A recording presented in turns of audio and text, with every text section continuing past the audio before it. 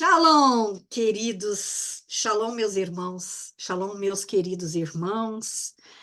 Eu estou muito contente de novamente estar numa quinta-feira de vitória, ministrando aqui. Faz tanto tempo, né? Semana passada também aconteceu, enquanto do curso fica muito puxado, né? Ministrar na quinta-feira. Mas o meu marido está dodói, nós estamos orando pela recuperação dele. Então, estou aqui de novo, mas eu estou feliz. Estou feliz de estar aqui com vocês nessa sala, trazendo para vocês aquilo que o Senhor tem trazido ao meu coração. Inclusive, ontem, no curso, não foi ministrado sobre a semana, foi ministrado aquilo que o Senhor ministrou à minha vida enquanto eu estava doente. E foi tremendo, não foi? Quem esteve na sala ontem foi tremendo, né? Glória a Deus. Deus é maravilhoso, gente. Deus, ele sempre traz uma cereja. Tá tudo ruim, mas Deus vem aqui e coloca uma cereja. Deus é bom o tempo todo. E como sempre, gente, eu faço perguntas, né? Por que que eu faço perguntas? Porque nos ajuda a meditar, a pensar, a refletir, né? Sobre aquilo que o Senhor gostaria que estivéssemos pensando, para ter uma mudança, uma transformação, né, para que nós vejamos as coisas com maior clareza. Amém? Então eu vou fazer perguntas, obviamente, né? E a primeira pergunta é: você tem vivido batalhas ultimamente dentro da sua mente ou até de forma natural, questões que você está vendo que não está indo para frente as coisas? Você tem vivido essas batalhas? Hum? Você tem vivido batalhas no seu lar? Você tem vivido batalhas, de repente, no seu trabalho? Ou batalha contra pessoas? Até batalhas contra pessoas, assim, na nossa convivência, na nossa, né, convivência pessoal, dos amigos, enfim, parentela. Você tem vivido alguma questão assim?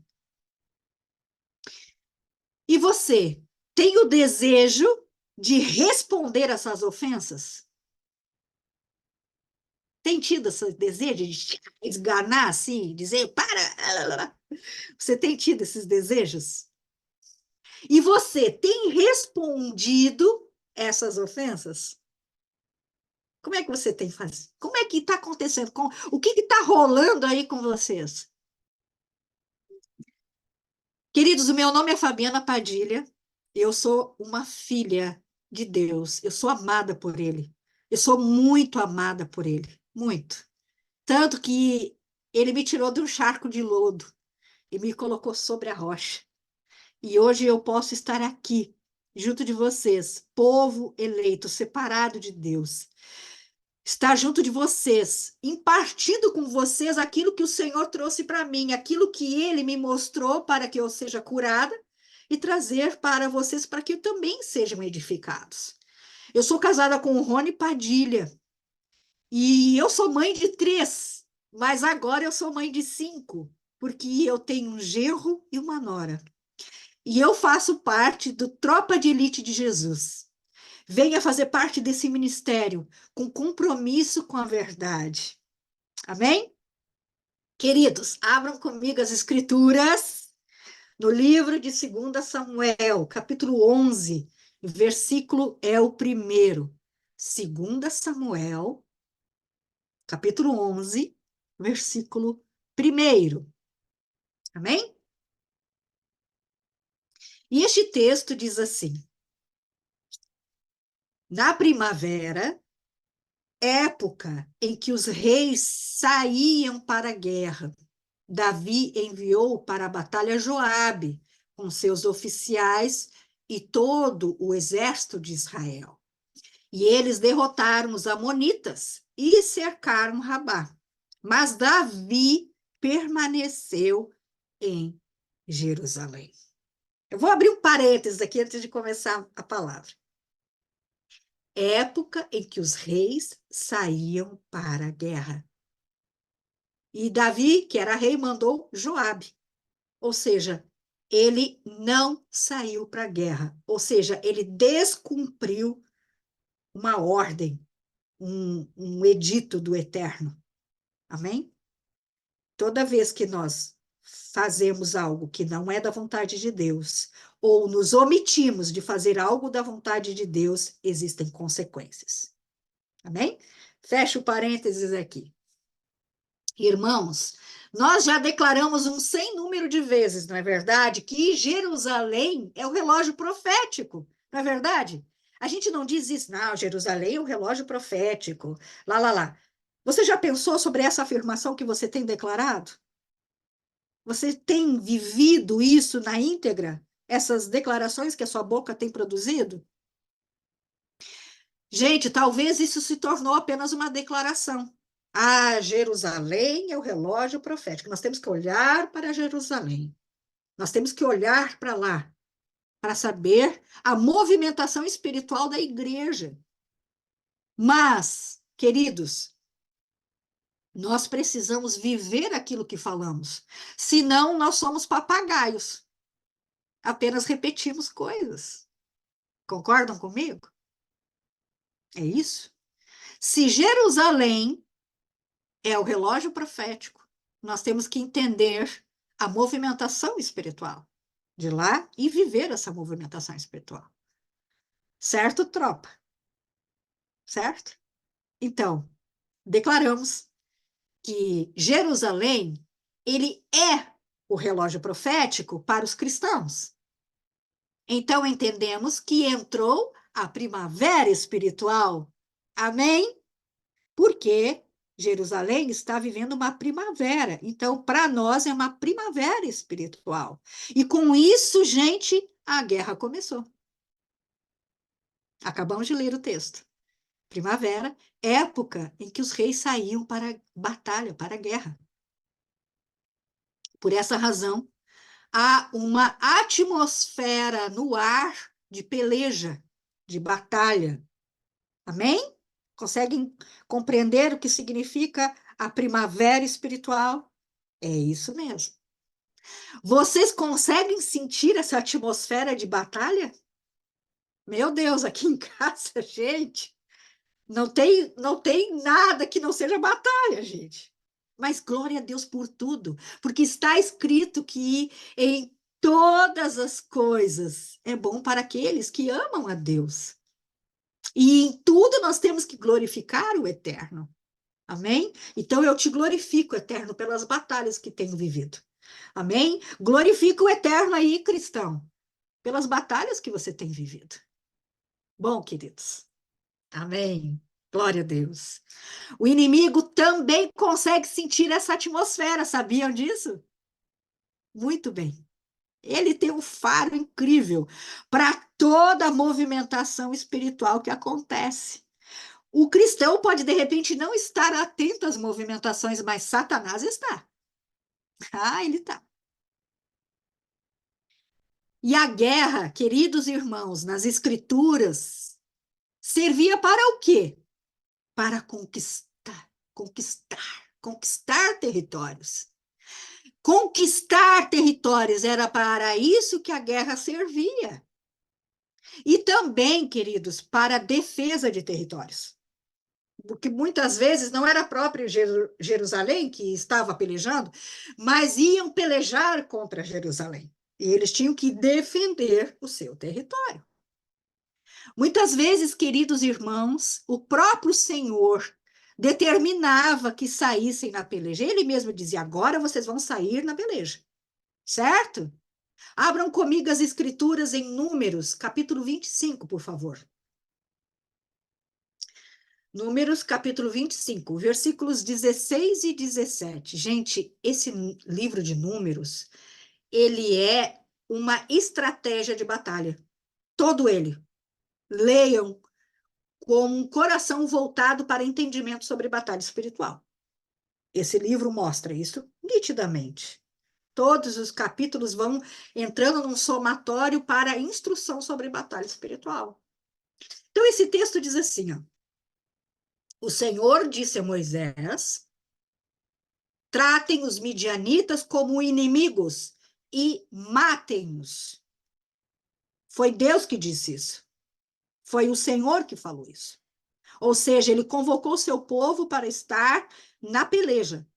Claro, depois, se vocês lerem esse texto, os textos seguintes, vocês vão entender que tem um somatório de acontecimentos até o povo estar preparado para efetivamente entrar em batalha contra os midianitas.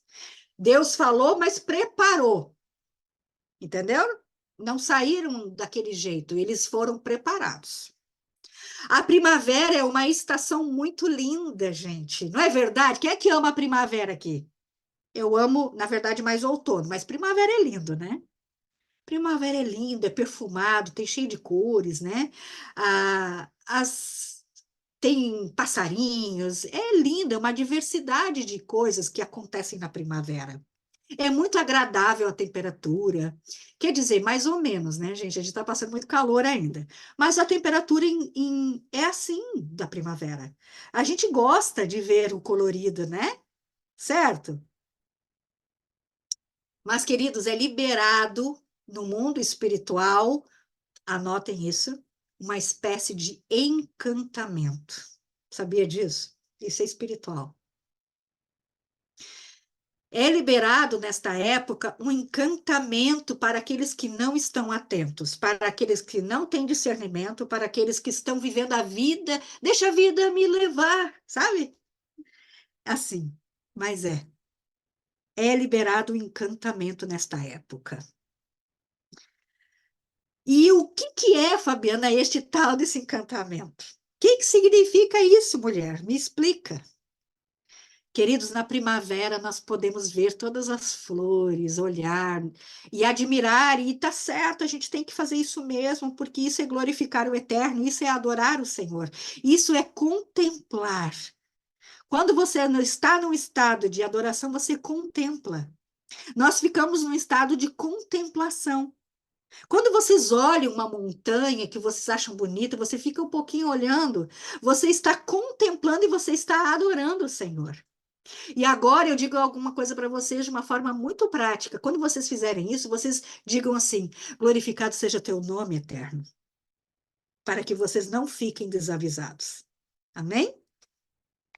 Então, tem as flores lindas, uma vida linda está acontecendo, né? E a vida, gente, parece que está surgindo de novo. Nós saímos do inverno, que era frio, chuvoso, certo? O inverno a gente não pode nem jejuar, sabia disso? Inverno espiritual não se jejua, porque a gente tem que estar forte para suportar essa estação. Amém?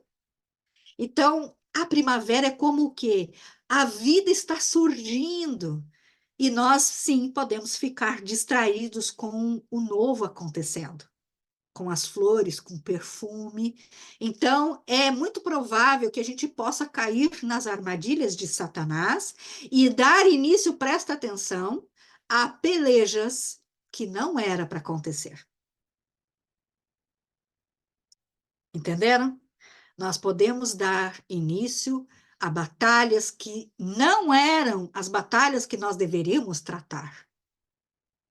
Cristãos, amados, quando nós, sem discernimento, nós ficamos enfeitiçados. E aí nós começamos a fazer coisas que não é para fazer. Lembram de Davi, queridos? Um homem segundo o coração de Deus. Ele estava num lugar que não era para ele estar. E ele acabou distraído e sem discernimento, ele acabou enfeitiçado e caiu na armadilha de Satanás e acabou o quê? Cobiçando a mulher de Urias. E ele cometeu adultério. E houve uma gravidez. Então, para fechar com chave mestra do pecado, olha aqui, ó, é uma sucessão de pecado aqui. Então, para fechar com uma chave de pecado, Davi chamou, guardem o que eu estou dizendo, Davi mandou chamar aquele que circuncidaria o seu coração, que é Urias, e o enviou para a morte, porque ele queria fechar aquele. apagar aquele pecadinho. E ele acabou o quê? Sendo um autor do assassinato, do sangue derramado daquele homem. Aquele sangue estava nas mãos de Davi. Mas não foi ele que matou Fabiana, mas foi ele que mandou para a linha de frente para ser assassinado. Então, o sangue estava nas mãos dele. Mas por que tudo isso aconteceu? Por quê? Porque a época, a estação, o tempo era para que os reis saíssem para a guerra. Mas Davi, enfeitiçado pelo encantamento que é lançado na primavera, não saiu. Ele se sentiu orgulhoso. Ah, eu sou o cara, eu sou o homem segundo o coração de Deus. Eu sou aquele que conquista territórios. Sentiu orgulhoso, gente. E ele sentiu no direito de desfrutar de um prolongamento de descanso, porque ele era o bambambam, bam, bam, o cara que fazia tudo e acontecia, que matou o gigante, que se tornou rei, que ele era um pastor que tirava cocô de ovelha, mas Deus o tirou de trás das malhadas e ele ficou orgulhoso. E aí ele ficou distraído, e aí ele ficou sob essa feitiço, esse enfeitiçado que aconteceu na primavera. Davi permitiu que Satanás falasse ao seu coração e ele falou para ele não fazer o que ele deveria fazer. E ele acabou fazendo algo que não era para fazer. A estação da primavera, vou reforçar, é de peleja. E essa peleja é conquista de territórios. Quando eu não faço isso, eu caio em distração e eu posso ser enfeitiçado, enfeitiçada, e acabo não fazendo o que eu tenho que fazer e fazendo algo que não era para fazer, eu faço. É isso que aconteceu com Davi. Davi, um homem segundo o coração de Deus, que tinha sábios junto com ele, que ele se consultava esses sábios. Mas muito provavelmente Davi não perguntou para os seus conselheiros: saio ou não saio para a guerra? Ele tomou a decisão sozinho. Olha o perigo de tomar decisão sem pedir conselho. Meus queridos irmãos, Deus não precisa falar para fazermos algo que ele já disse que deveríamos fazer. Lembre-se disso. Nós temos o hábito de dizer assim: confirma isso para mim, Senhor. Confirma isso para mim, porque está escrito que Gideão fez isso. Confirma, confirma, confirma. Gente, a gente passa a vida pedindo confirmação para Deus. Algo que ele já disse para a gente fazer. Com todo respeito, isso é chato. É chato. Deus já deu a ordem. Deus já disse, faça. Mas como é que eu sei? Ah, gente, a gente sabe quando Deus fala. A gente sabe. Mas Deus espera que a gente se arrependa e faça aquilo que a gente tem que fazer. É simples. Me arrependo, Senhor, em nome de Jesus, e volto para minha posição, porque eu saio da posição. Quando eu deixo de fazer algo que Deus me chamou para fazer, eu saio da posição. Eu deixo desfalcado aquilo ali. Amém? Queridos, a falta de entusiasmo, ou a falta de ânimo, ou a falta de vontade do cristão não são motivos. Eu vou repetir. A falta de ânimo, a falta de entusiasmo, a falta de vontade do crente, do cristão, não são motivos para ele não fazer aquilo que ele deve fazer. Sempre culminará em pecado. Sempre culminará em pecado. Guardem isso no coração de vocês.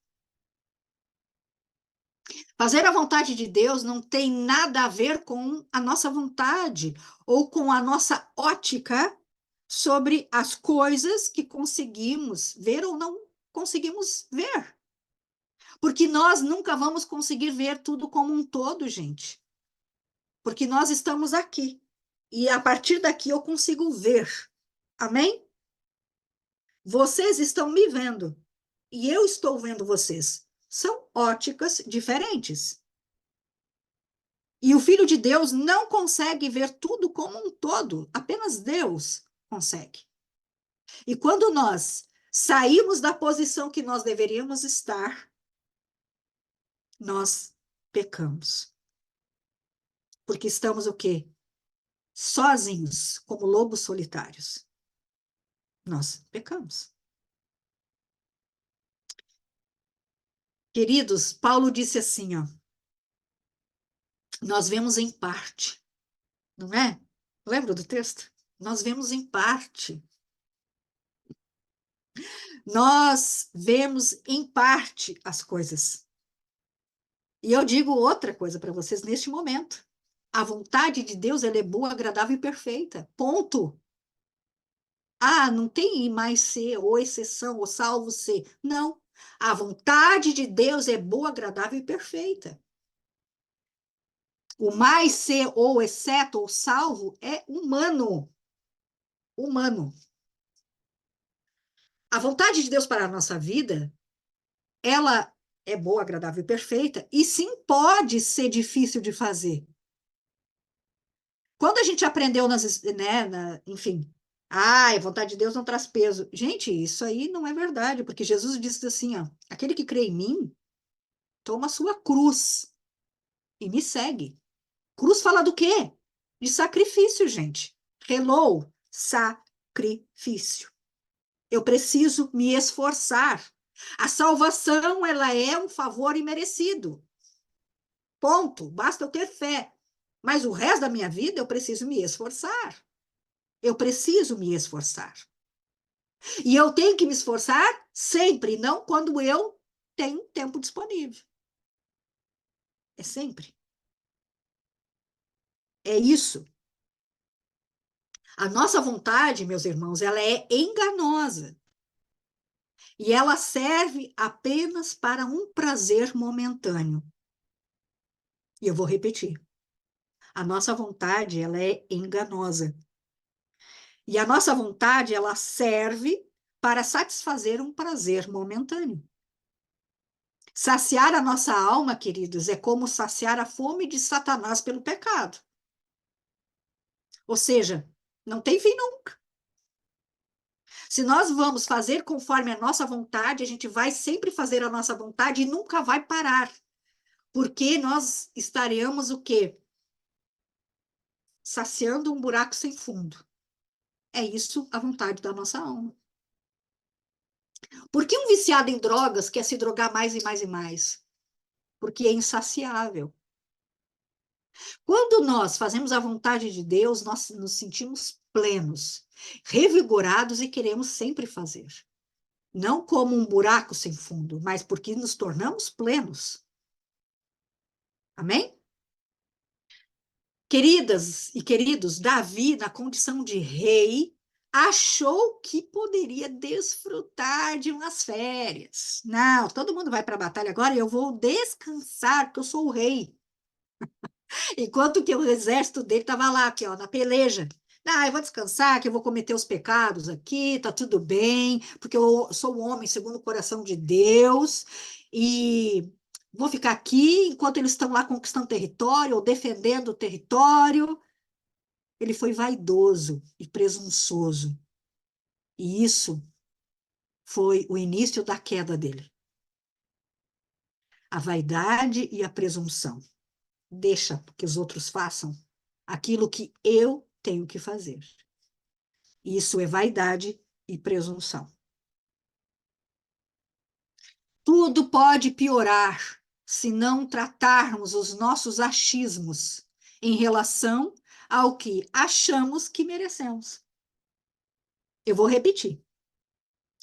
Tudo, mas tudo mesmo, pode piorar e piorar muito se nós não tratarmos os nossos achismos em relação ao que achamos que merecemos.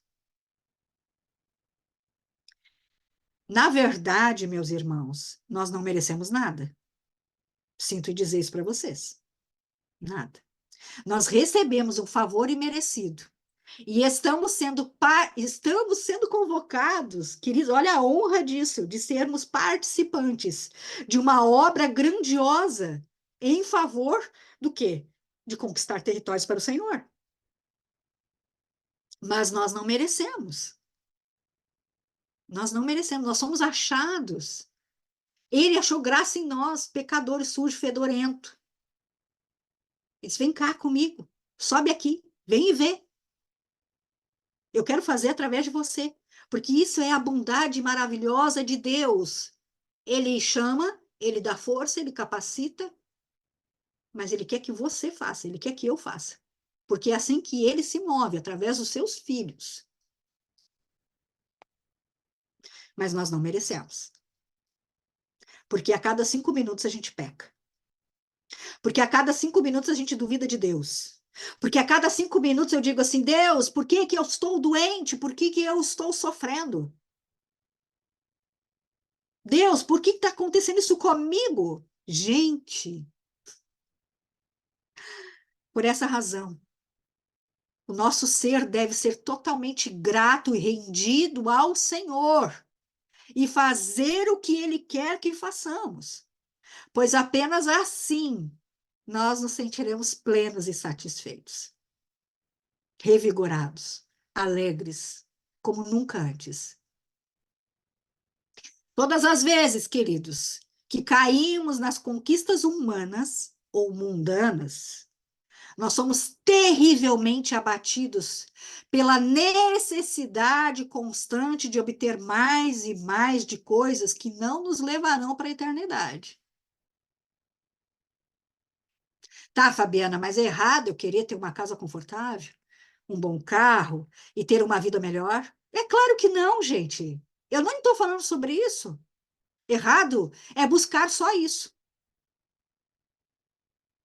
Errado é só pensar nisso. Errado é pensar que Deus pode me proporcionar essas coisas. E sim, ele pode. Mas esse não é o cerne da questão. Nós temos que buscar o reino de Deus e a sua justiça. Porque nós, fazendo isso, queridos, todas as demais coisas nos serão acrescentadas. Não podemos inverter a ordem de prioridade na nossa vida. Nós não podemos fazer isso. Davi, quando agiu, mediante o feitiço lançado pelo inimigo nessa estação da primavera, ele trouxe consequências não apenas para ele, mas ele trouxe consequências para a sua família, para todos. Um filho cometeu uma violência sexual contra a irmã, o outro filho armou uma cilada para este filho e o assassinou. E esse filho assassino usurpou o reinado de Davi. Consequências essas que efetivamente colocaram em Davi uma guerra constante nos seus sentimentos, uma guerra constante nos seus pensamentos. Vocês já pensaram sobre isso? Que todos esses acontecimentos na casa de Davi não trouxeram para ele como se fosse uma guerra interminável dentro dele? Os seus próprios filhos? Fabiana, peraí, só um pouquinho. Davi voltou atrás. Ele pediu perdão. Sim, sim. Tudo que aconteceu com ele e com a sua família, por que que aconteceu então, Fabiana? Se ele voltou atrás, ele pediu perdão e o próprio profeta disse: Tu foi perdoado, não vai morrer. Porque para toda ação e toda omissão há uma resposta à altura. E isso não é eu que estou falando, sou eu. É a ciência que fala. A ciência diz isso. É a terceira lei de Newton, conhecida como a lei de ação e reação. Ela afirma que para toda força, toda ação, uma força de uma ação que é aplicada a um corpo, surge uma reação. E essa força de reação tem a mesma intensidade de força de ação e atua com sentido contrário. Isso é uma lei de ciência. Mas Deus permite isso, de repente você está perguntando. Queridos, Ele permite vivermos as consequências positivas da obediência e também permite que vivamos as consequências negativas da desobediência, porque Ele é justo, Deus é justo. O profeta Natan disse assim: Davi, tu foi perdoado, não vai morrer. Mas a espada jamais vai se ausentar da sua casa. Por essa razão, o filho de Deus precisa ser prudente, prudente, e não se apressar em tomar decisões. Precisa tomar conselho do Senhor. E acaso ele já tenha falado algo, nós devemos obedecer. Não ficar assim, molha a lã, não molha a lã, molha a lã, não molha a lã. Ai, Senhor, fala comigo. Usa um profeta para falar comigo. Ah, eu vou naquele culto lá porque ele é um culto de poder. Alguém vai falar comigo. Xalalala. Ele já falou, ponto. Ele já disse. Obedeça. Até que ele te conduza de uma forma diferente. Uma dica para vocês, tá? Porque ele falou todas essas coisas para mim. Quando Deus nos conduz de uma forma diferente da forma anterior, todas as coisas fluem de uma forma normal, de uma forma muito natural. Ninguém fica triste, ninguém fica preocupado e ninguém fica irresignado. Flui, nós ficamos felizes, alegres, contentes. Flui. Meus irmãos, Davi se enfeitiçou pela beleza das maravilhas da primavera. Mas não é só esse feitiço que tem a primavera, tá? Opa, não é só esse, Fabiano. Meu Deus, que outro feitiço tem essa estação, Jesus? Ah, é também a preocupação com o início das obrigações tributárias. Aham. Não começa IPTU, IPVA, lá, lá, lá, lá, lá, lá, lá, lá, lá, lá, lá, lá? Sim. E questões que envolvem o início do ano trazem essas complicações para a nossa mente. Nós, os ocidentais, início do ano letivo, amém? Início do ano letivo. E esse tipo de encantamento, queridos, deixa as pessoas muito preocupadas, consternadas com coisas naturais e se esquecem da guerra espiritual que precisa dar atenção. E quando se dá conta, já passou. Não houve conquista de território, não houve. Tudo parece ser como era antes de ter dado início a esse novo tempo. Queridos, é um ciclo inacabado. Muitas pessoas acabam vivendo ciclos repetitivos, entra ano, sai ano, e parece o quê? Um aglomerado de acontecimentos, sem início, sem meio, sem fim. Apenas um atropelo de coisas acontecendo, sem nenhum nexo. Por quê? Porque eu não vivo a estação que eu devo viver conforme ela precisa ser vivida. Amém? Agora, pensem na vida de vocês. Como ela está? Queridos, eu não estou dizendo para vocês ser duros, cruéis com vocês. Não se trata de conquista de coisas materiais, mas sim eu estou falando sobre uma forma espiritual. Espiritual. Houve libertação nas áreas de suas vidas, algumas áreas da vida de vocês? Houve mudança de caráter em coisas que conseguiram discernir que estava fora do padrão de Cristo? Vocês percebem isso na vida de vocês? Ou vocês acham que de repente pode ter acontecido um retrocesso? Coisas que vocês imaginaram que já estavam resolvidas, mas bateu na porta de novo? Hum, isso é sinal de ciclos repetitivos. Lembrem de tudo que Deus tem feito na vida de vocês e andem de acordo com o ciclo de Deus. Ciclo de Deus. Andem conforme o ciclo de Deus, a estação de Deus. Para cada estação existe uma coisa que devemos fazer, uma coisa que devemos deixar de fazer. É assim a vida com Deus. Meus irmãos, Deus, ele é de continuidade. Ele nos confere novos começos e também encerra ciclos. Ele sabe o plano correto para os seus filhos. Vejamos a semana, por exemplo. Ela começa, tem seu meio, seu fim, encerra. Isso acontece com os meses, isso acontece com os anos. Eles começam, têm seu meio e encerram. Nós entramos num novo ciclo, a primavera espiritual, uma nova estação, um novo mês, um novo ano. E com a primavera, nós saímos para a guerra. Nós saímos para a guerra. A guerra para o Senhor, eu vou falar de novo, é para a conquista de território ou para a defesa de território.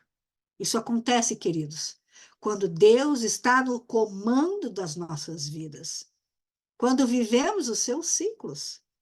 Agora, quando somos nós que determinamos sobre a nossa vida, ainda assim entramos em guerra. Sabia que nós entramos em guerra mesmo assim? Porque a época é de guerra. A época é de guerra. Porque está escrito que a terra é de Deus, pertence a Deus e tudo que está na terra é de Deus. Então, essas coisas vão acontecer, nós querendo ou não, sendo da nossa vontade ou não. Essa é a atmosfera que nós estamos vivendo nesse momento. Mas a guerra que travamos daí não é a guerra espiritual, não é aquela guerra de conquista de territórios ou defesa de territórios. Nós entramos numa guerra à toa. Guerra à toa. Guerra boba, guerra que não é da vontade de Deus. Sem sentido, sem conquistar absolutamente nada.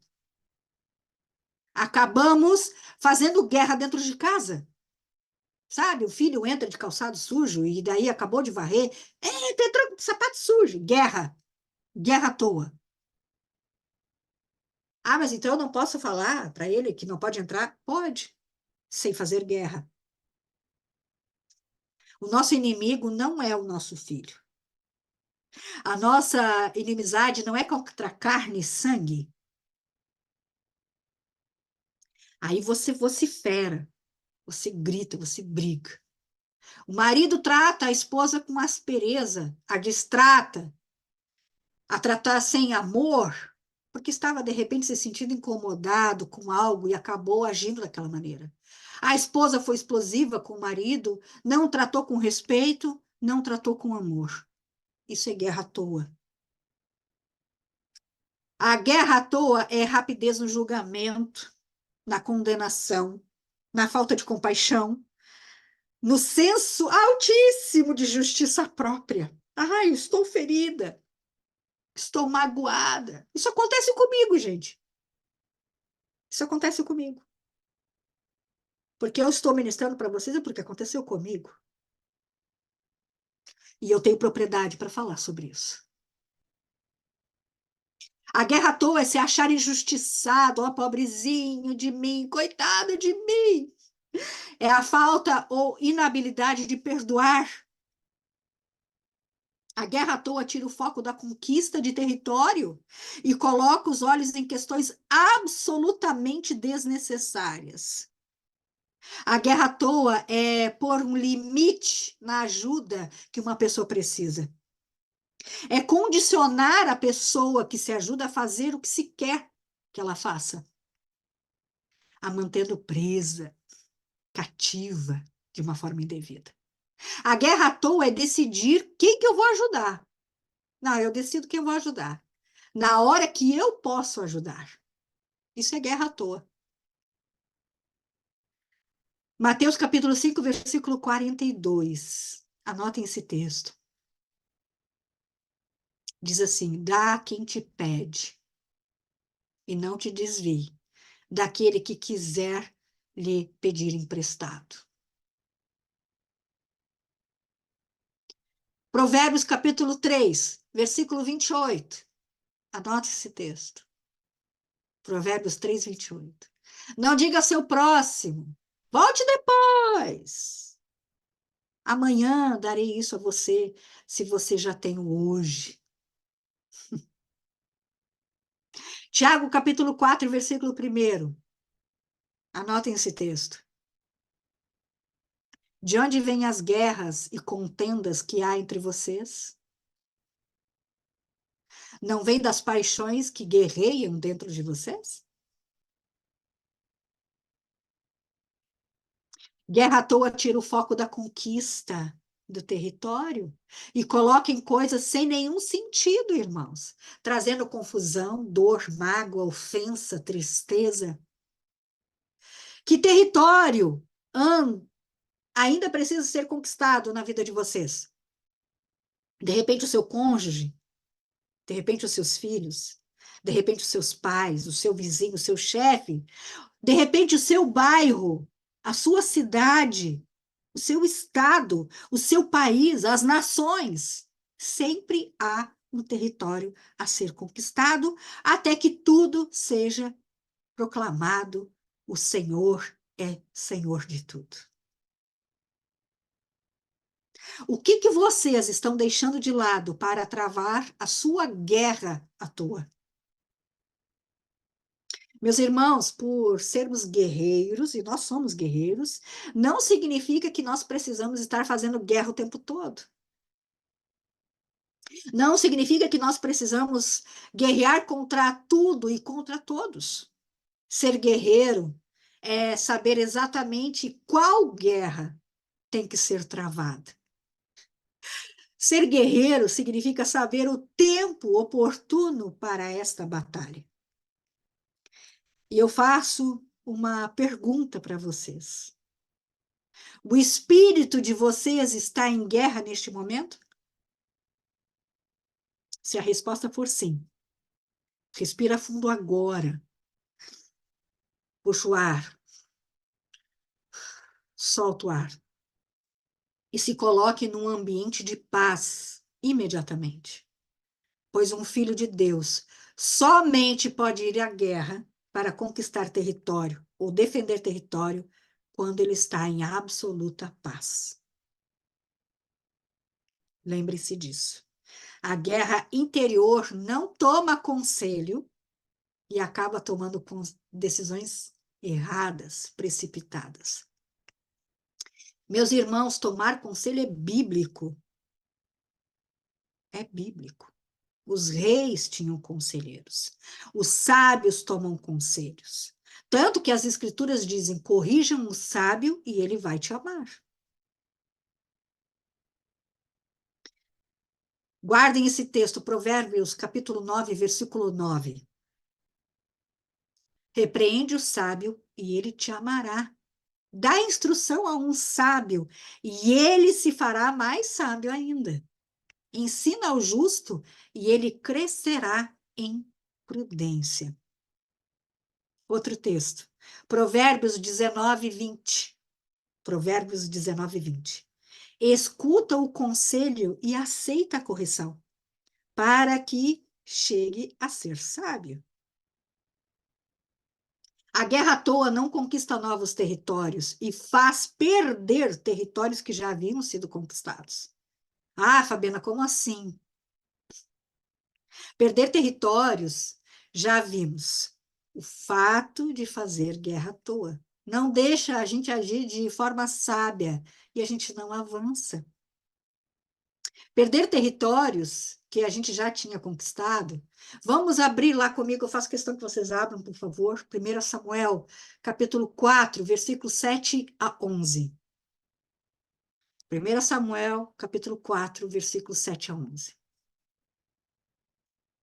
E esse texto diz assim: entraram em pânico. Um Deus veio para o campo deles. Gritavam: ai de nós, pois nunca enfrentamos uma situação como esta. Quem é que vai nos salvar destes poderosos deuses de Israel? São os mesmos que destruíram o Egito com pragas, quando Israel lá morava. Lutem agora, filisteus, como nunca o fizeram antes, pois de outra forma tornar-se-ão seus escravos, tal como eles já foram nossos escravos. Tal como eles já foram nossos escravos. Por isso, os filisteus lutaram desesperadamente e Israel foi o quê? Derrotado. Dos homens de Israel morreram 30.000 nesse dia, e o restante fugiu para as tendas. A arca de Deus foi capturada, e Ofni e Finéias foram mortos. Perder territórios que já haviam sido conquistados é quando travamos guerra à toa. E, por exemplo, o cônjuge perde o interesse de se relacionar com Jesus. Filho, perde o interesse de se relacionar com Jesus. Veja, eu não estou falando de salvação, estou falando de relacionamento. Mas isso é perder território? Isso é perder território. E isso acontece quando nós travamos guerras à toa. Por essa razão, meus queridos irmãos, é necessário prestar atenção nos ciclos de Deus e agir conforme Ele determina, a fim de não retrocedermos e a fim também de não perdermos aquilo que a gente já conquistou. Estarmos atentos no Senhor fará, queridos, com que tenhamos zero de dor de cabeça. Eu vou repetir, zero de dor de cabeça. Então, nós estamos na estação das guerras. Nós estamos. E é lógico, que os nossos ânimos poderão estar alterados, pois é essa atmosfera que nós estamos vivendo. Mas, queridos, não venhamos cair em guerras desnecessárias e à toa. A guerra traz junto consigo imoralidade sexual, a gente já estudou sobre isso. Desejo sexual fora da vontade do Senhor, ou seja, fornicação, sexo antes do casamento, adultério. Davi adulterou. E não sou eu que disse, a Bíblia diz. Já vimos isso quando nós estudamos sobre a deidade de Ares, amém? Quem lembra da deidade de Ares? Uhum. Traz consigo, além da violência, a corrupção da intimidade, trazendo o quê? Um desejo carnal à toa, trazendo de volta uma questão que já tinha sido resolvida, perdendo território. As guerras, queridos, estupros e todo tipo de violência acontece com os mais frágeis. Nós estamos diante de duas guerras acontecendo nesse tempo, da Ucrânia e da Rússia e de Israel. Não é sem número que nós escutamos sobre sequestro, estupro, morte e violência. Então, para encerrar, nessa estação, a vontade do Senhor é para conquistarmos territórios ou para defendermos territórios que já foram conquistados. Então, queridos, peçam ao Senhor estratégias para isso acontecer e não permitam viver guerras à toa. Muitas coisas acontecem, conforme já vimos. E a frase de ordem é: escutem, anotem, se puderem. Permaneçam com os olhos atentos na movimentação do eterno e obedeçam ao nosso general. Aleluia, aleluia, glória a Deus. Queridos, como sempre, nós realizamos a ceia, certo? Eu vou dar um tempinho para vocês prepararem a ceia de vocês. Vão lá, peguem os instrumentos. Se vocês não têm os instrumentos, não tem problema. Peguem uma bolacha, peguem água, não importa. Apenas participem da ceia. Aqueles que estão enfermos, ceiem. Aqueles que estão com guerras à toa, ceiem. Aqueles que estão pelejando pela guerra que o Senhor deseja, ceiem. Façam a ceia. Celebrem o Senhor. Celebrem o Eterno. Celebrem. Aleluia. Louvado seja o teu nome, Senhor. Louvado seja o teu nome, Senhor, que deixou a ceia em memorial ao que o Senhor fez. Aleluia. Abram comigo, por favor, João capítulo 6. João capítulo 6. João capítulo 6, versículos 53 a 56. Aleluia! Glorifiquem o Eterno, glorifiquem ao Senhor. Jesus, pois, lhes disse: na verdade vos digo, que se não comerdes a carne do Filho do Homem e não beberdes o sangue do Filho do Homem, não terei vida em vós mesmos. Quem come a minha carne e bebe o meu sangue tem a vida eterna, e eu o ressuscitarei no último dia, porque a minha carne verdadeiramente é comida e meu sangue verdadeiramente é bebida. Quem come a minha carne e bebe o meu sangue permanece em mim e eu permaneço nele. Peguem agora o seu pão. Aleluia! Glorifiquem, glorifiquem, glorifiquem, glorifiquem. Pai, nós te glorificamos por podermos celebrar a ceia, porque somos teus filhos, e nós podemos celebrar a ceia todos os dias, porque o Senhor não disse, celebrem só nesse dia, celebrem só em 2 vezes. Ele disse, celebrem até que eu volte. Celebrem, celebrem. Então, este pedaço de pão, eu me responsabilizo como a minha parte no corpo. Eu tomo posse disso e tomo um compromisso perante o Senhor de que eu farei isso. E todo voto que eu faço, eu tenho que cumprir. E eu peço perdão por tudo aquilo que eu disse que faria e não faço mais. Eu peço perdão por todo voto de tolo. Eu peço perdão agora por tudo aquilo que disse que eu faria e deixei de fazer. Eu consagro para que isso seja bom para o meu corpo e traga a memória que a carne de Cristo que nós estamos comendo, que é verdadeiramente comida, em nome de Jesus. Amém e amém. Podem comer. Aleluia. Pega o seu suco. Este é o sangue de Jesus, que é a verdadeira bebida, que corre nas nossas veias, limpando, limpando, purificando, purificando, tirando as coisas que não prestam mais, tirando enfermidade, tirando lixo, tirando caráter quebrado, nos trazendo uma restauração, um renovo. Aleluia, aleluia. Obrigada pelo teu sangue, Cristo, que foi derramado por mim, pelos meus irmãos, que foi derramado para que nós estivéssemos aqui hoje. Porque não é só nos umbrais mais, nas portas, mas é sobre nós. É sobre nós. É sobre nós.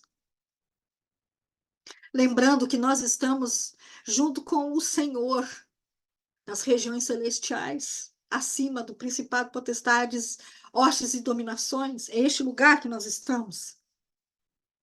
Nada pode nos afastar do amor do Senhor. Absolutamente nada. Obrigada, Eterno. Eu te consagro que nos faça bem, em nome de Jesus. Amém. Podemos tomar todos. Glorifica aí, crente. Glorifica. Aleluia.